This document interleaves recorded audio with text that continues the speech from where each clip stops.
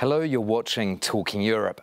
It seems that France is going to have to learn coalition politics after a parliamentary election in which no bloc came close to an absolute majority. Germany and other countries have experience of grand coalitions, but in France, a win-or-lose mentality has been dominant among French politicians. And the last power sharing with one political family in charge of the presidency and another in charge of the executive ended 22 years ago. France is, of course, a founding member of the European project and half of the Franco-German engine of European integration.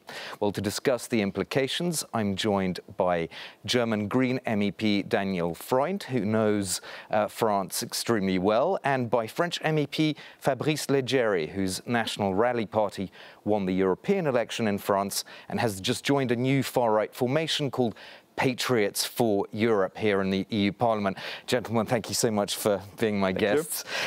Daniel Freund, do you share this very pessimistic analysis we've heard in recent days about France becoming ungovernable, or are you a bit more upbeat on that? Well, I hope that that's not the case and that the democratic pro-European forces can now build a majority, a coalition government that can properly govern France in the next few years. Do you think there's any lessons that could be taken from Germany? Well, I mean, I think one of the important lessons is this is possible, but it's not always easy having coalition governments. My party is in the government in Germany with Social Democrats and Liberals. That's not always easy, but I think we have shown that in difficult times, war in Ukraine, inflation, that it is possible to govern a country, and I think that's what France needs now as well. Fabrice Leggeri, what do you think would be the least bad scenario from your perspective now? Would it be anything but the left bloc, so anybody except the New Popular Front?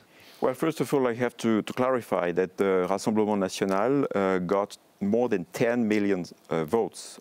So we are political party number one in France, and the so-called New Popular Front got 7 million votes.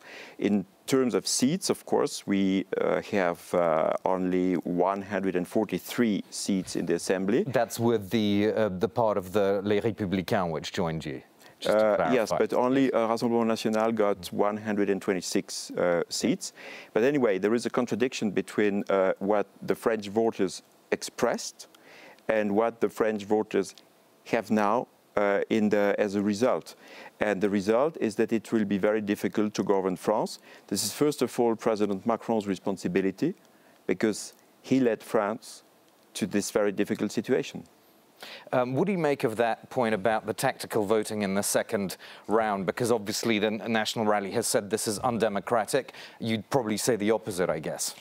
Well, I would say people have made their choice. He doesn't seem to like it, but a large majority in France rejected that a government be led by the extreme right. That is their free choice. He can lament and he can call it undemocratic, but that's the current voting system in France. I mean, a democratic majority could change the way that French democracy works. You could have a proportional system, and I would generally argue that we have seen in many EU countries that have a more proportional system and not a first past the post. And generally, I think it reflects the voter better, because then you don't just have to vote against what you don't want, but you can actually vote for what you want.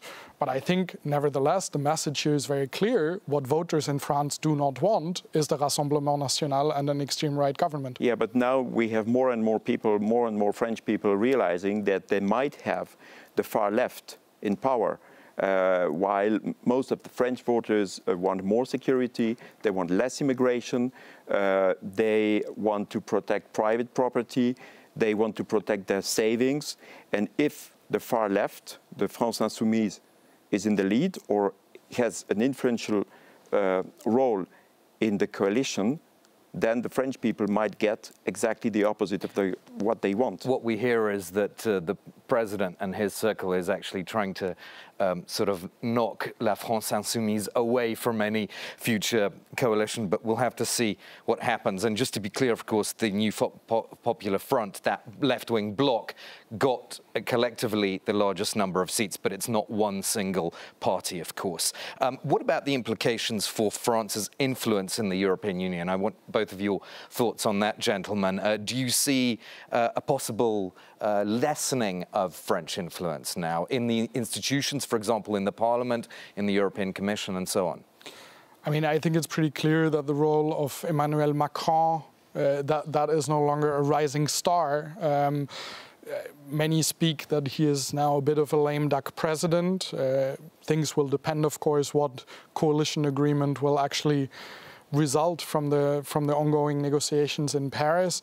But this is not necessarily a strengthening of France's role. I have to say that Emmanuel Macron used the European election night to announce a vote in France is not a very pro-European move. You should have left that evening to European democracy and the majority building here in Brussels and also in Strasbourg, rather than making it all about France. But the exact influence and the behavior also on the French government, all this depends now on what this coalition actually looks like. And Fabrice Légeret, you're obviously hoping to have influence here in the Parliament if you couldn't have it in the French government as a result of this election. I mentioned at the beginning this group, Patriots for Europe, which is currently the third largest bloc here in the European Parliament. What are you hoping to achieve in that group now? Well, this has been a long process to have a common grouping of different members of our family. So we are united on the fact that we want to keep the sovereignty of member states. So we want to keep the democratic functioning of the European Union against Brussels bureaucracy, and in particular against initiatives from the Commission that is not, in our views, in line with the democratic spirit. We want to make sure that we protect the borders of the European Union against massive illegal migration, and we want also to make sure that, for example, policies such as the Green Deal can take into consideration the economic interest of European business and European citizens. So this is, in a nutshell, the core of our priorities. But of course, what we expect is also to be able to have alliances with other parties, and in particular, we have very good cooperation with other parties which are members of the European Conservative and Reformist group.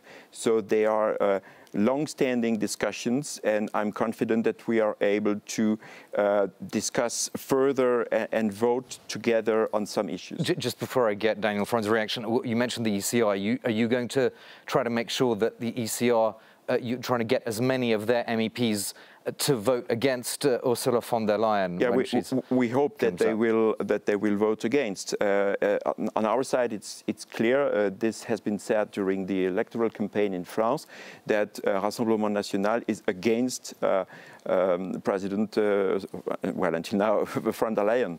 Yeah, and she goes up for a vote on July the 18th. Daniel Freund, you were shaking your head there when your colleague was speaking. Well, I mean, for me, it seems when I look at the parties that have now joined these Patriots, I'm not sure about Patriots for Europe. To me, it sounds like Patriots for Russia, because all these are parties with close ties to the Kremlin. Viktor Orban was just in Moscow to receive the newest orders from Vladimir Putin, he was I suppose. in Kiev too. Yeah, I think reluctantly, and if you hear his statements, but also those of Zelensky, but his government has the closest ties to the Kremlin of any European government. Anyways, it's interesting to hear him speak.